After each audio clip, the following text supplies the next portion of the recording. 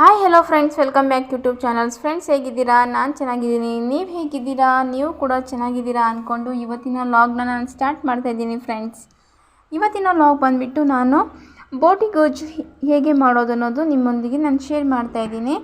So ಎಲ್ಲರಿಗೂ ಗೊತ್ತಿರುತ್ತೆ ಬೋಟಿ ಗೊಜ್ಜು. ಸೊ ಬೇರೆ ಬೇರೆ ರೀತಿ ಅಂದರೆ ಡಿಫ್ರೆಂಟ್ ಥರ ಬೋಟಿ ಗೊಜ್ಜನ್ನ ಮಾಡ್ತಾರೆ. ಸೊ ನಾನು ನಮ್ಮ ಮನೆಯಲ್ಲಿ ಯಾವ ಥರ ಬೋಟಿ ಗೊಜ್ಜನ್ನ ನಾನು ಮಾಡ್ತಿದ್ದೀನಿ ಅನ್ನೋದು ನಿಮ್ಮೊಂದಿಗೆ ನಾನು ಶೇರ್ ಮಾಡ್ತಾಯಿದ್ದೀನಿ. ನೋಡಿ, ಅರ್ಧ kg ಬೋಟಿ ಗೊಜ್ಜನ್ನ ನಾನು ಸ್ಟವ್ ಹಚ್ಚಿಬಿಟ್ಟು ಅದ್ರ ಮೇಲೆ ಇಟ್ಟಿದ್ದೀನಿ. ಒಲೆ ಹಚ್ಚಿ ಒಂದು ಸ್ವಲ್ಪ ಉಪ್ಪು ಹಾಕಿ ಒಲೆ ಮೇಲೆ ಇಟ್ಟಿದ್ದೀನಿ. ಯಾಕಂದರೆ ಒಂದು ಕುದಿನ ಕುದಿಸ್ಕೊತೀನಿ. ಯಾಕಂದರೆ ಕುರಿ ಆಗಲಿ ಮೇಕೆ ಆಗಲಿ ಹುಲ್ಲು ಸೊಪ್ಪು ಅದೆಲ್ಲ ತಿಂದಿರುತ್ತಲ್ವ. ಸೊ ಕರಳು ಅದಕ್ಕೆಲ್ಲ ಅಂಟ್ಕೊಂಡಿರುತ್ತೆ. ಸೊ ಅದು ಕ್ಲೀನ್ ಮಾಡ್ಕೊಳ್ಳಿಲ್ಲ ಅಂದರೆ ಸ್ವಲ್ಪ ಕಹಿ ಬರುತ್ತೆ. ಹಾಗಾಗಿ ನಾನು ಈ ಥರನ ಚೆನ್ನಾಗಿ ಒಂದು ಕುದಿ ಬರೋ ತನಕ ಕುದಿಸ್ಕೊತೀನಿ. ಯಾಕಂದರೆ ಆಮೇಲೆ ನಾವು ಮಸಾಲೆ ಎಲ್ಲ ಹಾಕಿ ತುಂಬ ಹೊತ್ತು ಫ್ರೈ ಮಾಡ್ಕೊಳ್ಳೋ ಥರ ಏನಿರಲ್ಲ. ಸೊ ಆಮೇಲೆ ನಾವು ಬೇಗನೆ ಮಸಾಲೆ ಎಲ್ಲ ಹಾಕಿ ಒಂದು 5 ನಿಮಿಷಕ್ಕೆ ಎಲ್ಲ ಒಲೆನ ಆಫ್ ಮಾಡ್ಬೋದು. ಬೇಗ ರೆಡಿ ಆಗುತ್ತೆ. ನೋಡಿ, ಈ ಥರ ಕುದಿ ಬಂದಾದಮೇಲೆ ಇದನ್ನು ಚೆನ್ನಾಗಿ ನಾನು ಇವಾಗ ತಣ್ಣೀರು ಹಾಕಿ ತೊಳ್ಕೊಂಡು, ನೋಡಿ ಯಾವ ಥರ ಎಲ್ಲ ನೊರೆ ಬಂದಿದೆ. ಈ ಥರ ಎಲ್ಲ ಅದು ಕಸ ಎಲ್ಲ ಇರುತ್ತೆ, ಅದು ಆಚೆ ಎಲ್ಲ ಬಂದುಬಿಡುತ್ತೆ. ಸೊ ಈ ಥರ ಎಲ್ಲ ಕ್ಲೀನಾಗಿ ಕಟ್ ಮಾಡಿಕೊಂಡು, ನೋಡಿ ಚಿಕ್ಕ ಪೀಸ್ ಎಲ್ಲ ಕ್ಲೀನ್ ಮಾಡಿಕೊಂಡು ಈ ಥರ ಕಟ್ ಮಾಡ್ಕೊಂಡಿದ್ದೀನಿ. ನೋಡಿ ಯಾವ ಥರ ಬಂದಿದೆ, ಪರ್ಫೆಕ್ಟಾಗಿ ಬಂದಿದೆ, ತುಂಬ ಚೆನ್ನಾಗಿ ಕ್ಲೀನ್ ಆಗಿದೆ. ಸೊ ಇವಾಗ ನಾನು ಇದಕ್ಕೆ ಬೇಕಾಗಿರೋ ಸಾಮಗ್ರಿಗಳನ್ನು ತಗೋತೀನಿ. ನೋಡಿ, ಕಲ್ಲು ಹೂವು, ಮೆಣಸು, ಮರಾಠ ಮಗ್ಗು, ಆಮೇಲೆ ಲವಂಗ ಮತ್ತು ಚಕ್ಕೆನ ತಗೊಂಡಿದ್ದೀನಿ. ನೋಡಿ, ಬೆಳ್ಳುಳ್ಳಿ, ಈರುಳ್ಳಿ, ಶುಂಠಿ, ಕೊಬ್ಬರಿ, ಕೊತ್ತಂಬರಿ, ಸ್ವಲ್ಪ ಪುದೀನ, ಒಂದು ಟೊಮಾಟೊನ ತಗೊಂಡಿದ್ದೀನಿ. ಇದು ಅಷ್ಟು ಮಸಾಲೆ ಐಟಮ್ನ ನಾನು ಸೈಡಿಗೆ ಎತ್ತಿಕೊಂಡು ಇವಾಗ ಒಂದು ಒಲೆ ಮೇಲೆ ಬಾಣಲೆ ಇಟ್ಟು ಎಣ್ಣೆ ಹಾಕಿ ಈರುಳ್ಳಿನ ಫ್ರೈ ಮಾಡ್ಕೊತಾ ಇದ್ದೀನಿ. ನೋಡಿ, ಈರುಳ್ಳಿನ ಫ್ರೈ ಮಾಡ್ಕೊತಾ ಇದ್ದೀನಿ.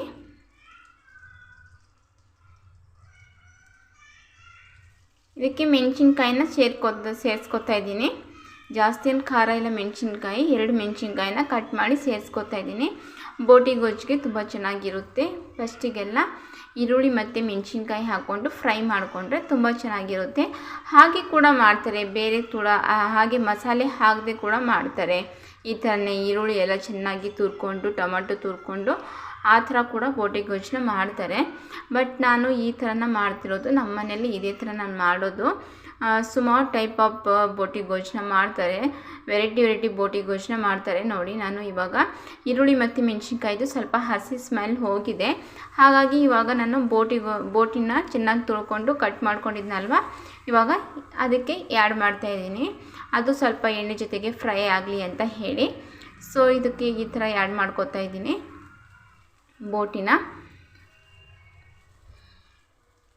ಇದಕ್ಕೆ ನಾನು ಇವಾಗ ಎಲ್ಲ ಚೆನ್ನಾಗಿ ಎಣ್ಣೆ ಜೊತೆಗೆ ಸ್ವಲ್ಪ ಮಿಕ್ಸ್ ಮಾಡಿಕೊಂಡು, ಈರುಳ್ಳಿ ಮತ್ತು ಮೆಣಸಿನ್ಕಾಯಿ ಹಾಕಿದ್ನಲ್ವ ಅದ್ರ ಜೊತೆಗೆ ಸ್ವಲ್ಪ ಮಿಕ್ಸ್ ಅಪ್ ಆಗಿ ಸ್ವಲ್ಪ ಎಣ್ಣೆ ಜೊತೆಗೆ ಫ್ರೈ ಆಗುತ್ತೆ. ಇದು ಕೂಡ ಫ್ರೈ ಆದಮೇಲೆ ಇದಕ್ಕೆ ನಾನು ಇವಾಗ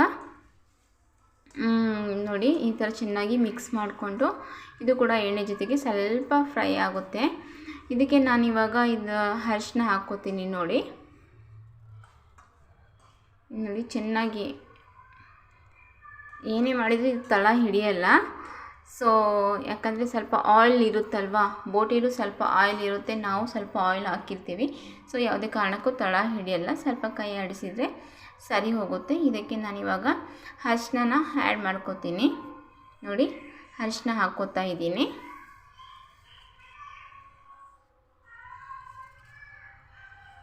ಇಬ್ಬರೇ ಇರೋದು ಮನೆಯಲ್ಲಿ, ನಾನು, ನಮ್ಮ ಹಸ್ಬೆಂಡು ಮತ್ತು ನಮ್ಮ ಪಾಪು ಇದೆ. ನಮ್ಮ ಪಾಪು ಇದನ್ನು ತಿನ್ನಲ್ಲ. ಸೊ ಇದಕ್ಕೆ ನಾನು ಇವಾಗ ಉಪ್ಪು ಕೂಡ ಸೇರಿಸ್ಕೊತಿದ್ದೀನಿ. ನಮಗೆ ಎಷ್ಟು ಬೇಕು ರುಚಿಗೆ ತಕ್ಕಷ್ಟು ಉಪ್ಪನ್ನು ನಾವು ಸೇರಿಸ್ಕೋಬೇಕು. ಇಬ್ಬರಿಗೆ ಮಾಡ್ಕೊಂಡಿರೋದ್ರಿಂದ ನಾವು ಅರ್ಧ kg ಅಷ್ಟೇ ನಾವು ತಗೊಳ್ಳೋದು, ಇನ್ನು ಜಾಸ್ತಿ ತೊಗೊಳಕ್ಕೆ ಹೋಗಲ್ಲ. ಮನೆಯಲ್ಲಿ ಯಾರಾದರೂ ಬಂದರೆ ಜಾಸ್ತಿ ತೊಗೋಬೋದು, ಇಬ್ಬರಿಗೆ ಅಲ್ವಾ. ಸೊ ಇದಕ್ಕೆ ನಾನು ಇವಾಗ ಖಾರ ಪುಡಿ ಕೂಡ ಸೇರಿಸ್ಕೊತಾ ಇದ್ದೀನಿ. ನೋಡಿ, 1 ಸ್ಪೂನ್ ಹಾಕ್ಕೊಂಡಿರೋದು ಖಾರ ಪುಡಿ. ನಮ್ಮ ಮನೆಯಲ್ಲಿ ಜಾಸ್ತಿ ಖಾರ ಯಾರೂ ತಿನ್ನಲ್ಲ. ಸೊ ಖಾರ ಪುಡಿ ಸ್ವಲ್ಪ ಕಮ್ಮಿ ತೊಗೊಂಡಿದ್ದೀನಿ, 1 ಸ್ಪೂನ್ ಸಾಕು. ಮುಂಚೆಗೆ 1-2 ಮೆಣಸಿನ್ಕಾಯಿ ಹಾಕ್ಕೊಂಡಿದ್ನಲ್ವ, ಹಾಗಾಗಿ ನೋಡಿ 1 ಸ್ಪೂನು ಇದು ಧನಿಯಾ ಪೌಡ್ರು, ಅರಿಶಿನ, ಉಪ್ಪು, ಖಾರದ ಪುಡಿ ಮತ್ತು ಧನಿಯಾ ಪೌಡ್ರು 4 ಕೂಡ ಇವಾಗ ಸೇರಿಸ್ಕೊಂಡು ಚೆನ್ನಾಗಿ ಮಿಕ್ಸ್ ಮಾಡ್ಕೊತಿದ್ದೀನಿ. ನೋಡಿ ಕೂಡ ಬೋಟಿ ಜೊತೆಗೆ ಅಂಟ್ಕೋಬೇಕಲ್ವಾ, ಸೊ ಹಾಗಾಗಿ ಚೆನ್ನಾಗಿ ಮಿಕ್ಸ್ ಮಾಡ್ಕೋತಾ ಇದ್ದೀನಿ. ನೋಡಿ ಯಾವ ಥರ ಮಿಕ್ಸ್ ಆಗ್ತಾಯಿದೆ. ಬೋಟಿಗೆ ಎಲ್ಲ ಅಂಟ್ಕೋಬೇಕು ಮಸಾಲೆ ಐಟಮು. ಇವಾಗ ಏನು ಹಾಕ್ಕೊಂಡಿದ್ದೀವಿ ಅದು ಬೋಟಿಗೆ ಚೆನ್ನಾಗಿ ಅಂಟ್ಕೋಬೇಕು. ಆ ಥರ ಒಂದು 2-3 ನಿಮಿಷ ಕ್ಲೀನಾಗಿ ಮಿಕ್ಸ್ ಮಾಡಿಕೊಂಡ್ರೆ ಬೋಟಿಗೆಲ್ಲ ಉಪ್ಪು ಖಾರ ಎಲ್ಲ ಬೋಟಿಗೆ ಅಂಟ್ಕೊಂಡಿರುತ್ತೆ. ಆನಂತರ ನಾನು ಇವಾಗ ನೋಡಿ ಯಾವ ಥರ ಕುದಿ ಬರ್ತಾಯಿದೆ. ಇವಾಗ ಕುದಿ ಬಂದರೆ ಅದು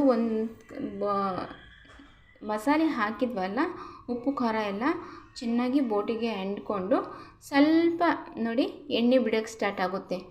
ನೋಡಿ ಯಾವ ಥರ ಬರ್ತಾಯಿದೆ ಅಂತ.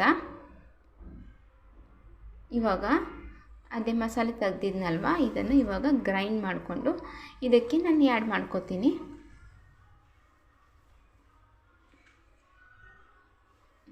ಮಸಾಲೆ ಅದೇ ಕಲ್ಲು ಹೂವು, ಚಕ್ಕೆ, ಲವಂಗ, ಕಾಳುಮೆಣಸು ಮತ್ತು ಮರಾಠ ಮೊಗ್ಗು ಅವು ಕೂಡ, ಮತ್ತು ಶುಂಠಿ ಬೆಳ್ಳುಳ್ಳಿ,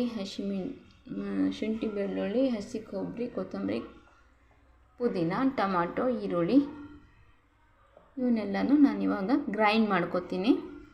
ಚೆನ್ನಾಗಿ ಮಿಕ್ಸಿ ಮಾಡಿಕೊಂಡು ನೋಡಿ ಯಾವ ಥರ ಎಣ್ಣೆ ಬಿಟ್ಕೋತಾ ಇದೆ ನೋಡಿದ್ರಲ್ವ. ನೋಡಿ ಈ ಥರ ಎಣ್ಣೆ ಬಿಟ್ಕೊಳ್ಳುತ್ತೆ. ಇದಕ್ಕೆ ನಾನು ಇವಾಗ ಗ್ರೈಂಡ್ ಮಾಡ್ಕೊಂಡಿರೋ ಅಂಥ ಮಸಾಲೆನ ಇದಕ್ಕೆ ಸೇರಿಸ್ತಾ ಇದ್ದೀನಿ. ಮಸಾಲೆ ಹಾಕದೆ ಕೂಡ ಮಾಡ್ತಾರೆ ಬೋಟಿ ಗೊಜ್ಜು. ಕೆಲವೊಬ್ಬರು ಇದಕ್ಕೆ ಕಡಲೆಕಾಳು ಹಾಕಿ ಮಾಡ್ತಾರೆ. ಕಡಲೆಕಾಳೆಲ್ಲ ನೆನೆಸಿ ಇದಕ್ಕೆ ಕಡಲೆಕಾಳು ಕೂಡ ಸೇರಿಸ್ತಾರೆ. ಬಟ್ ನಮಗದೆಲ್ಲ ಇಷ್ಟ ಆಗಲ್ಲ. ಸೊ ನಮ್ಮ ಮನೇಲಿ ನಾನು ಇದೇ ಥರ ಮಾಡೋದು. ಕೆಲವೊಂದು ಕಡೆ ಎಲ್ಲ ಕಡಲೆಕಾಳೆಲ್ಲ ಮಿಕ್ಸ್ ಮಾಡ್ತಾರೆ. ಸೊ ನಾವು ಮಿಕ್ಸ್ ಮಾಡಲ್ಲ. ಇದಕ್ಕೆ ನಾವು ಜಾಸ್ತಿ ಚಪಾತಿಗಿಂತ ಜೋಳದ ರೊಟ್ಟಿಗೆ ಇದು ಕಾಂಬಿನೇಷನ್ ಚೆನ್ನಾಗಿರುತ್ತೆ. ಅನ್ನ ಮತ್ತು ಜೋಳದ ರೊಟ್ಟಿ, ಚಪಾತಿ ಕೂಡ ಮಾಡ್ಕೋತಾರೆ, ಬಟ್ ನಾವು ಚಪಾತಿ ಮಾಡಲ್ಲ. ಸೊ ಜೋಳದ ರೊಟ್ಟಿನೇ ನಮ್ಮ ಕಡೆ ಫೇಮಸ್ ಅಲ್ವಾ. ಸೊ ನಾವು ಜೋಳದ ರೊಟ್ಟಿ ಜೊತೆಗೆ ಇದು ಕಾಂಬಿನೇಷನ್ ತುಂಬ ಚೆನ್ನಾಗಿರುತ್ತೆ ಅಂತ ಹೇಳ್ಬಿಟ್ಟು ಜೋಳದ ರೊಟ್ಟಿನೇ ಮಾಡ್ತೀವಿ ಇದ್ರ ಜೊತೆಗೆ. ನೋಡಿ ಇದಕ್ಕೆ ನಾನು ಸ್ವಲ್ಪ ನೀರನ್ನ ಆ್ಯಡ್ ಮಾಡ್ಕೊಳ್ತಿದ್ದೀನಿ, ಸಾಕು ಅಷ್ಟೇ ನೀರು. ಸೊ ನಿಮಗೆ ಬೇಕಂದರೆ ಹಾಕ್ಕೊಳ್ಳಿ, ಯಾಕಂದರೆ ಬೋಟಿ ಗೊಜ್ಜು ಥರ ಮಾಡ್ತಿರೋದಲ್ವ, ಇದಕ್ಕೆ ಜಾಸ್ತಿ ನೀರಿನ ಅವಶ್ಯಕತೆ ಏನಿರಲ್ಲ. ಇದೇ ಇವಾಗ ಒಂದು ಕುದಿ ಬಂದುಬಿಟ್ರೆ ಚೆನ್ನಾಗಿ ನೀರೆಲ್ಲ ಕುದ್ದಿರುತ್ತೆ. ಆವಾಗಲೂ ಕೂಡ ಬೇಯಿಸ್ಕೊಂಡಿದ್ನಲ್ವ ಬೋಟಿನ ನೀರು ಹಾಕಿ. ಸೊ ಹಾಗಾಗಿ ಇವಾಗ ಜಾಸ್ತಿ ಹೊತ್ತು ಬೇಯಿಸ್ಕೊಳ್ಳೋಂಥದ್ದು ಏನಿಲ್ಲ. ಇದೇ ಒಂದು ಕುದಿ ಬಂದರೆ ಚೆನ್ನಾಗಿ ಗೊಜ್ಜು ಥರ ಬಂದಿರುತ್ತೆ. ಇದು ಸ್ವಲ್ಪ ನೀರಾಗಿ ಥರ ಆಗಿದೆ ಅಲ್ವಾ. ಸೊ ಇದನ್ನು ಇವಾಗ ಚೆನ್ನಾಗಿ ನೋಡಿ ಕಲಿಸಿದ್ದೀನಿ. ಒಂದು ತಟ್ಟೆ ಮುಚ್ಚಿ ಒಂದು 10 ನಿಮಿಷ ಬೇಯ್ಲಿ ಇಡ್ತೀನಿ. ಕುದಿಸ್ಬಿಟ್ಟು ಒಂದು ಕುದಿ ಬಂದಿರುತ್ತೆ. ನೋಡಿ ತಟ್ಟೆ ತೆಗ್ದಿದ್ದಲ್ವ, ನೀರೆಲ್ಲ ಕ್ಲೀನಾಗಿ ಹೀರ್ಕೊಂಡಿದೆ. ನೋಡಿ ತುಂಬ ಚೆನ್ನಾಗಿ ಸ್ಮೆಲ್ ಬರ್ತಾಯಿದೆ, ಚೆನ್ನಾಗಿ ಕೂಡ ಬಂದಿದೆ. ಸೊ ನೀವು ಯಾವ ಥರ ನಿಮ್ಮ ಮನೆಯಲ್ಲಿ ಮಾಡ್ತೀರಾ ಅನ್ನೋದು ನನಗೆ ಕಮೆಂಟ್ ಬಾಕ್ಸಲ್ಲಿ ತಿಳಿಸ್ಕೊಡಿ. ನಾನು ನಮ್ಮ ಮನೇಲಿ ಇದೇ ಥರ ಮಾಡೋದು. ತುಂಬ ಚೆನ್ನಾಗಿ ಸ್ಮೆಲ್ ಬರ್ತಿದೆ. ನೋಡಿ ಫೈನಲಿ ಬೋಟಿ ಗೊಜ್ಜು ರೆಡಿ ಆಯಿತು. ಯಾವ ಥರ ಬಂದಿದೆ ಅಂತ ನೋಡಿ. ಮೇಕೆದೆಲ್ಲ ಚೆನ್ನಾಗಿ ಮಾಡ್ತಾರೆ, ಅದಕ್ಕೆಲ್ಲ ಕಡಲೆಕಾಳು ಹಾಕಿ ಮಾಡ್ತಾರೆ. ಬಟ್ ನಾವು ಮೇಕೆದೆಲ್ಲ ತಿನ್ನಲ್ಲ, ಅದು ಮೈ ಮೇಲೆ ನನಗೆ ಗುಳ್ಳೆ ಆಗಿಬಿಡುತ್ತೆ ಮೇಕೆದು ಬೋಟಿ ತಿಂದರೆ. ಸೊ ನಮ್ಮ ಮನೇಲಿ ನಾವು ಕುರಿದೇ ತಿನ್ನೋದು. ನೋಡಿ ಯಾವ ಥರ ಕುದಿ ಬಂದಿದೆ. ಫೈನಲಿ ಬೋಟಿ ಗೊಜ್ಜು ರೆಡಿ ಆಯಿತು. ನಿಮಗೂ ಇಷ್ಟ ಆಯಿತು ಅಂದ್ಕೋತೀನಿ ಫ್ರೆಂಡ್ಸ್. ನೋಡಿ ಇವಾಗ ನಾವು ರೊಟ್ಟಿ ಮಾಡಿದ್ದೀನಿ. ರೊಟ್ಟಿ, ಬೋಟಿ ಗೊಜ್ಜು, ಈರುಳ್ಳಿ, ಕ್ಯಾರೆಟ್ ಎಲ್ಲ ಕಟ್ ಮಾಡ್ಕೊಂಡಿದ್ದೀನಿ ತಿನ್ನೋಕ್ಕೆ. ನೋಡಿ ಜೋಳದ ರೊಟ್ಟಿ, ಬೋಟಿ ಗೊಜ್ಜು ಯಾವ ಥರ ಇದೆ, ಸೂಪರ್ ಕಾಂಬಿನೇಷನ್ ಅಲ್ವಾ. ನಿಮಗೂ ಇಷ್ಟ ಆಯಿತು ಅಂದ್ಕೋತೀನಿ. ಶೇರ್ ಮಾಡಿ, ಲೈಕ್ ಮಾಡಿ, ಕಮೆಂಟ್ ಮಾಡಿ, ಪ್ಲೀಸ್ ಸಬ್ಸ್ಕ್ರೈಬ್ ಮಾಡೋದು ಮಾತ್ರ ಮರಿಬೇಡಿ. ಓಕೆ ಫ್ರೆಂಡ್ಸ್, ಬೈ ಬಾಯ್.